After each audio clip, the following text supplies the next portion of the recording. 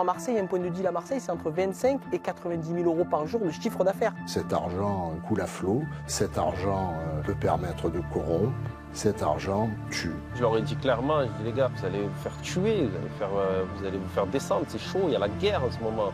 Un petit Marseillais, alors d'aujourd'hui, peut mourir sous des balles, comme dans un pays comme le Mexique, pays des cartels, alors qu'on est en France, quoi. Moi, mon frère, il a été retrouvé brûlé dans le coffre d'une voiture. C'est une guerre d'usure. C'est une guerre d'usure que nous menons. Il faut réouvrir beaucoup plus de structures sociales.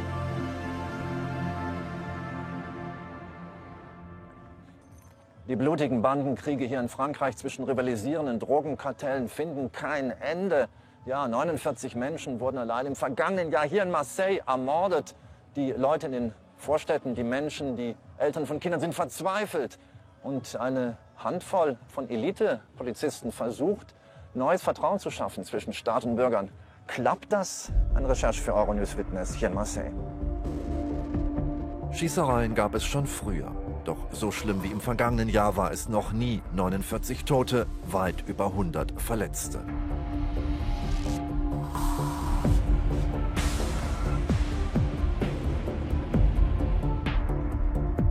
Ich mache mich auf den Weg zum Friedhof Saint-Pierre.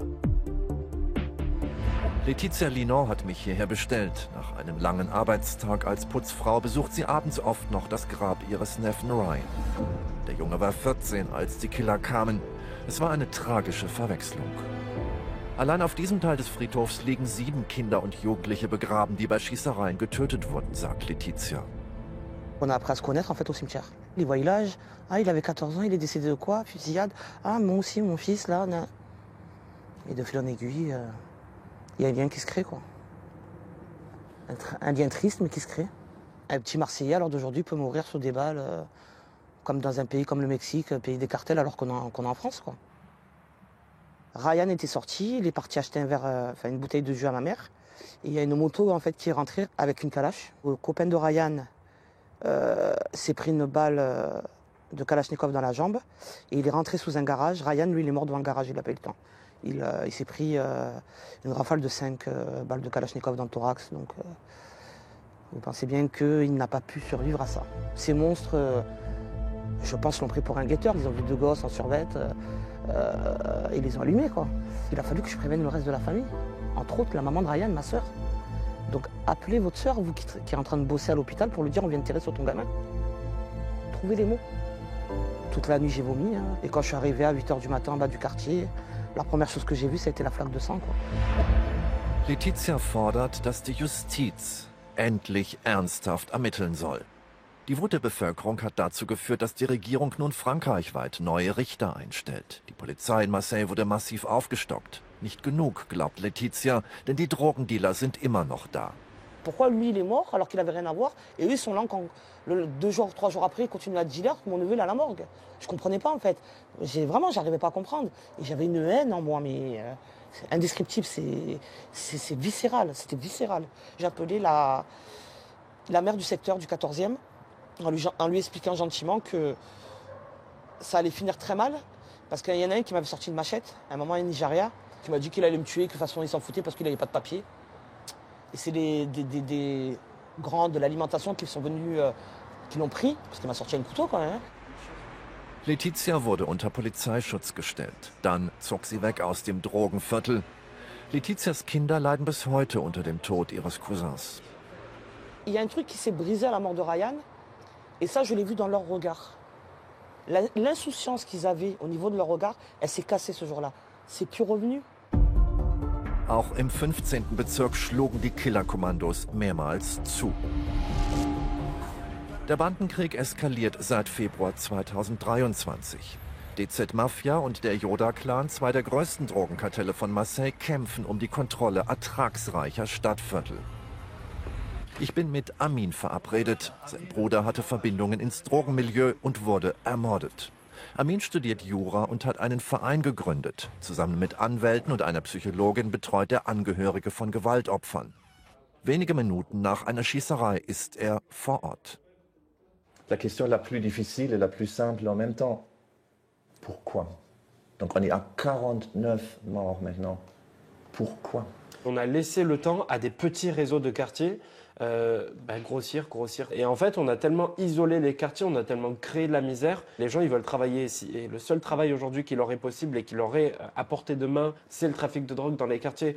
Mais à qui la faute? Pas assez de répression ou pas assez de lutte contre la misère sociale? À qui la faute? Dès qu'on sort du bâtiment, la première chose qu'on voit, c'est le réseau. Dès qu'on sort de l'école, la première chose qu'on voit, c'est le réseau. Moi, je pense que dans un premier temps, il faut le retour de la police de proximité. Ça va repermettre à la République de venir dans nos quartiers. Il faut qu'on mène un débat sur la légalisation du cannabis parce que face à la guerre de la drogue, on a perdu, on n'y arrive plus. Il faut un réel programme de redessiner les cartes scolaires. Et avant ça, on propose à des jeunes qui sont très éloignés de l'emploi, très éloignés de formation, de les ramener vers de l'emploi, de les ramener vers des formations. Nous, on part, notre travail, c'est tous les jours d'aller chercher des entreprises. Je leur demande de recruter des jeunes de nos quartiers. Moi, je ne comprends pas pourquoi les gens qui meurent, les gens qui tuent, les deux, sont si jeunes. Ça vient d'où? C'est une défaillance des parents ou ça vient d'où? Il y a des parents qui ne s'en sortent pas, il y a des parents qui demandent de l'aide. Les médiateurs, ils ne se déplacent pas au domicile des parents, les éducateurs non plus. Et aucune structure aujourd'hui ne porte sérieusement cette question de comment on accompagne ces parents d'enfants qui seraient susceptibles de tomber dans la délinquance, qui seraient susceptibles de tomber dans des réseaux de drogue. Ces meurtriers, ils sont de plus en plus jeunes, donc ils font mal le travail, entre guillemets, si on peut appeler ça un travail. Il y a des jeunes qui sont brûlés, qui sont retrouvés calcinés. Moi, mon frère, il a été retrouvé brûlé dans le coffre d'une voiture. Et c'est un niveau de la barbarie qui n'a jamais été atteint et qui est atteint aujourd'hui. Auch im zentral gelegenen 4. Stadtbezirk wird mittlerweile geschossen. Das Viertel de Chute-la-Vie galt bislang als ruhig. Nun werden auch hier Fassaden durchsiebt. Die Gangster profitieren von Sonderangeboten für Schusswaffen im Darknet. Seit dem russischen Krieg gegen die Ukraine sind die Preise laut Polizei um 40% gesunken. Ja, die Bandenkriege hier, die nehmen immer schlimmere Ausmaße an. Hier wurden vor wenigen Wochen 2 Menschen erschossen mit Kalaschnikows, Kriegswaffen.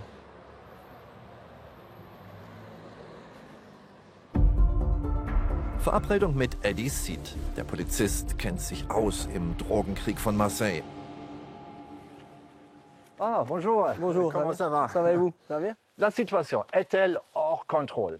Non. Heureusement, effectivement, nous avons pu récupérer le contrôle. Qu'est-ce qu'on peut apprendre des policiers marseillais?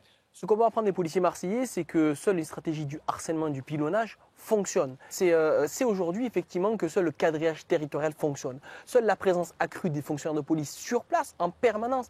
Cette stratégie du harcèlement des narcotrafiquants. Que fait l'État? Que faites-vous? 2 chiffres clés. Il faut savoir qu'en moyenne sur Marseille, on a entre 5 et 10 points de deal qui sont démantelés chaque jour.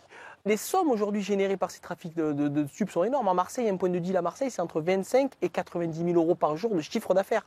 Donc les enjeux sont dantesques. Et pour cela, il faut effectivement une présence policière accrue. Et justement, à quoi ça sert? Je vais dire, demain, ils sont là, encore une fois. Ah bien sûr qu'ils sont là, mais c'est une guerre d'usure. C'est une guerre d'usure que nous menons. Seit Herbst hat das Innenministerium die Polizeieinsätze gegen Drogendealer überall in Frankreich massiv verstärkt. Operation Place Net nennt sich das, Operation Sauberer Platz. Ganze Viertel werden abgeriegelt, Polizisten mit Spürhunden durchkämmen Keller und Treppenhäuser. Pro Woche gibt es 10 derartige Großaktionen. Zurück nach Marseille. Auch der gutbürgerliche 6. Bezirk hat ein Drogenproblem. Denn viele Dealer steigen derzeit auf Moped-Direktservice mit Lieferung an die Haustüre. Auch die Beschaffungskriminalität nimmt zu, sagt Steve. Der Hausmeister und seine Freundin Magali fühlen sich nicht mehr sicher in Marseille. Auf dem Heimweg mit dem Bus wurde Magali neulich Augenzeugin eines Gewaltverbrechens. Je tourne la tête contre la vitre pour voir ce qui se passait. Et j'ai vu une voiture rentrer dans un abri de bus avec en fait une personne au volant, une balle en fait en pleine tête. Donc direct, la personne est morte sur le coup. C'est pas des images que je vais oublier, quoi. Je pense que j'ai vu accélérer les choses depuis les années 90 et ça s'est dégradé de plus en plus parce que il n'y a rien qui se fait. Donc il y a une insécurité, mais pour tout et pour rien. Steve wuchs auf im 13. Bezirk, der als Dealer-Hochburg gilt. Als neulich einen Jugendfreund besuchen wollte, stoppte ihn ein Schmierensteher am Eingang der Hochhaussiedlung. Les guetteurs contrôlent vraiment tête par tête qui entre dans le quartier. il était là pour surveiller les entrées et les sorties de l'HLM. Tu lui as donné ma carte vitale, quoi. Donc quand il a vu que je m'appelais Steve, parce qu'à mon avis c'était juste... Il t'a laissé passer? Il m'a laissé passer, il m'a dit tiens, je te la garde, je te la rends. D'identité par les guetteurs. Ouais, c'est hallucinant, quoi.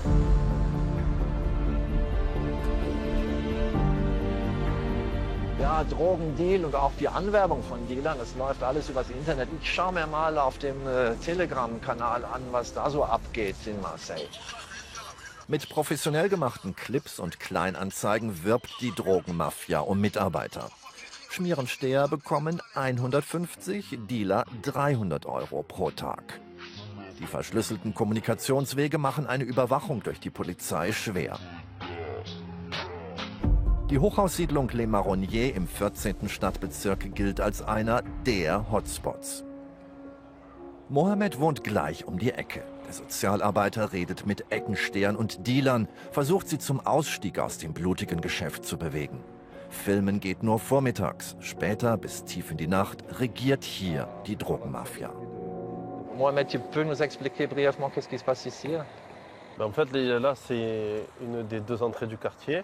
Et puis il y a souvent des encombrants pour en fait permettre pour contrôler l'entrée. Voilà, pour contrôler, pour slalomer, pour ralentir le flux de véhicules. Si les forces de l'ordre arrivent, ça les ralentit. Et en même temps, si tu as un ennemi qui arrive avec une voiture pour tirer, ben, il ne pourra pas arriver directement, ça va le ralentir et on aura le temps de l'apercevoir, quoi.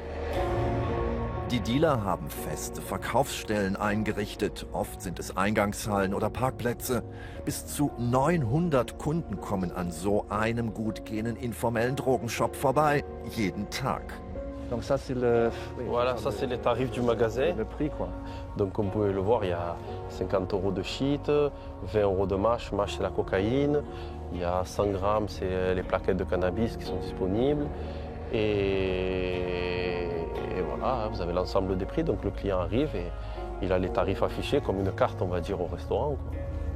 Seitdem die Drogengangs sich gegenseitig umbringen, mangelt es an Ortskräften. Um dem Fachkräftemangel beizukommen, rekrutieren die Kartelle zunehmend von außerhalb. Vermutlich rettete Mohammed einem der Schmierensteher das Leben. Er kaufte dem Jugendlichen eine Zugkarte zurück in seine Heimatstadt Sarcelles bei Paris. Wenig später wurde hier geschossen. Je te découvre comme ça en train de guetter derrière chez moi et je vois un petit jeune du 9-5, je me pose des questions, quoi. Ça, tu sors Marseille, c'est pour avoir des sous, genre comme tous les jeunes. On aime bien dépenser, on aime bien venir à nos besoins. On fait pas ça pour faire peur aux gens, on essaie de se débrouiller. Et qu'est-ce qui t'a amené à faire ça? J'avais pas les moyens, chez moi c'est des fois pendant un mois il n'y avait pas à manger, ma mère j'essaie de l'aider, elle est toute seule, elle n'a pas de mari, elle envoyait de l'argent à mon frère pour payer le loyer quand il était au bled, et en gros moi j'étais en prison, j'étais pas là. Mon frère il niquait tous les sous, il allait avec sa copine au Champs-Élysées, des trucs comme ça, il niquait tous les sous, genre. Ma mère au final elle s'est retrouvée avec une dette. Pas possible pour l'instant, là, elle est en train de la rembourser. Moi, j'essaie de l'aider comme je peux. Der junge Schmierensteher kehrte unversehrt zurück nach Hause. Die 17-jährige Sarah hingegen hatte weniger Glück. Ce jour de juin 2023, Sarah était par là avec des copains. Il y a une voiture qui est rentrée, qui s'est arrêtée, et des gens qui sont descendus cagoulés, armés, et qui ont commencé à tirer à la Kalachnikov. Donc j'étais chez moi et j'ai entendu. Puis j'ai compris immédiatement ce qui se passait. Donc je suis descendu de la maison, j'ai pris ma moto, j'ai fait le tour. Et en fait, je suis arrivé de l'autre côté et j'ai découvert Sarah par terre, encore consciente, avec la jambe arrachée, et les jeunes du quartier qui lui ont fait un garrot pour la sauver.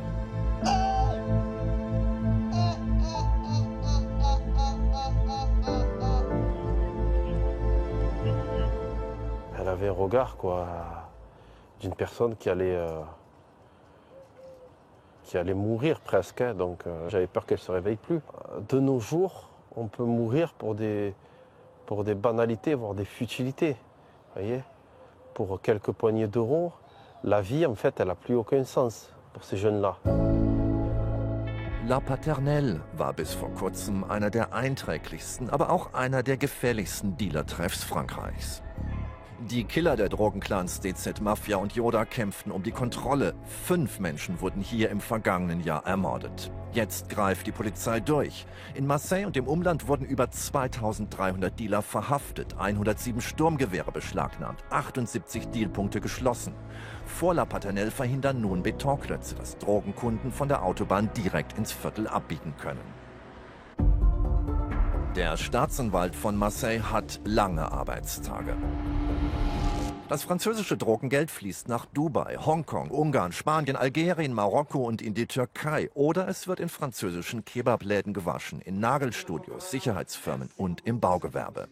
Vous parlez de narcoterrorisme. Pourquoi ce terme-là? Le trafic de stupéfiants générerait en France 3 milliards d'euros de chiffre d'affaires. Cet argent coule à flot, cet argent peut permettre de corrompre. Cet argent tue. J'ai régulièrement des séquestrations, des enlèvements, des tortures, parce que le jeune vendeur de drogue, il a volé 20 € au réseau pour s'acheter un sandwich. Monsieur le procureur, que fait l'État? Remonter sur les têtes de réseau, y compris à l'étranger. Remonter sur les circuits également de blanchiment, puisqu'il faut récupérer les avoirs criminels pour affaiblir l'organisation. Il est faux de dire que l'État ne prend pas la mesure du phénomène. Le ministre de la Justice crée également des postes de magistrats de liaison à Dubaï, puisqu'on sait que beaucoup de nos narcotrafiquants, ceux qui sont à la tête de trafic, sont réfugiés là-bas, y investissent. Qu'est-ce que vous pouvez apprendre de vos collègues dans les autres pays de l'Union européenne? Par exemple, on a pu constater qu'en Italie, dont le sud de l'Italie était gangréné par une mafia qui était une véritable contre-société, ils ont adopté une législation très offensive à la fois sur la saisie des avoirs criminels, sur les collaborateurs de justice. Je pense que la situation française aujourd'hui nous impose ce choc législatif et en s'inspirant, par exemple, de la législation italienne. Les Egalades und Les Flamands sind Drogen-Hotspots im 15. und 14. Stadtbezirk. Allez, c'est parti. Alors on part du centre de Marseille, on va dans les quartiers nord. Bis zur Pensionierung war Bruno Pomar Elitepolizist, Spezialgebiet Geiselbefreiung. Heute hilft er Jugendlichen in Problemvierteln. Vor dem Sozialzentrum von Les Flamands steht noch der Stuhl des Drogendealers, der hier seine Nächte an einem Verkaufsfeuer verbringt. Pomar ist der Gründer von Raid Aventure, einer Gruppe von 350 Polizisten aus ganz Frankreich, die ehrenamtlich ihre Freizeit mit Kindern und Jugendlichen in den Vorstädten verbringen. Die Idee: Sport und Spaß statt Mord und Totschlag. Ça sert tout simplement à se réapproprier le territoire, c'est ce qu'on fait aujourd'hui en exposant des activités sportives pour les familles, pour les enfants, et ça permet de montrer que ces territoires ne sont pas abandonnés. Das Stadtteilfest ist gut besucht. Echte Polizisten, lustig und nett, ganz aus der Nähe, das ist hier voll die Sensation. Dunjas Töchter Maria und Anna üben Erste Hilfe. Hier in Marseille kann man das immer gut gebrauchen. Souvent, il y a des déchirures familiales. C'est un engrenage, en fait. Si à un moment donné, on peut donner l'alerte en disant il y a un problème, et ce problème, il y a un problème familial, on va creuser, on va commencer à régler, peut-être qu'à ce moment-là, les choses se passeraient différemment. Moi, je suis pour l'armée et pour la réinsertion de ces jeunes. Voilà. Au lieu de les faire même tomber sous des peines d'emprisonnement, je suis pour remettre l'armée et leur laisser des portes ouvertes et justement les privilégier et demander justement aux patrons à ce qu'ils soient privilégiés dans l'embauche. Voilà. Il faut réouvrir beaucoup plus de structures sociales. Mehr Polizisten und Überwachungskameras, häufigere Drogenrazzien, größere Gefängnisse, so lautet ein Teil der Antwort des Staates. Aber auch die Sozialpolitik ist gefordert. Quartier 2030 heißt der Plan, mit dem die Regierung etwas ändern will. In Frankreichs Problemvierteln bekommen nun schon Zweijährige einen Vorschulplatz. Ältere Kinder sollen bis 18 Uhr betreut werden. Kultur- und Sportangebote werden ausgebaut. 5000 Unternehmen sollen sich verpflichten, Arbeitskräfte aus den Banlieues einzustellen. Und ein internationaler Architektenwettbewerb arbeitet an Vorschlägen zu den Vorstädten der Zukunft. Reicht das, den Drogendealern das Wasser abzugraben?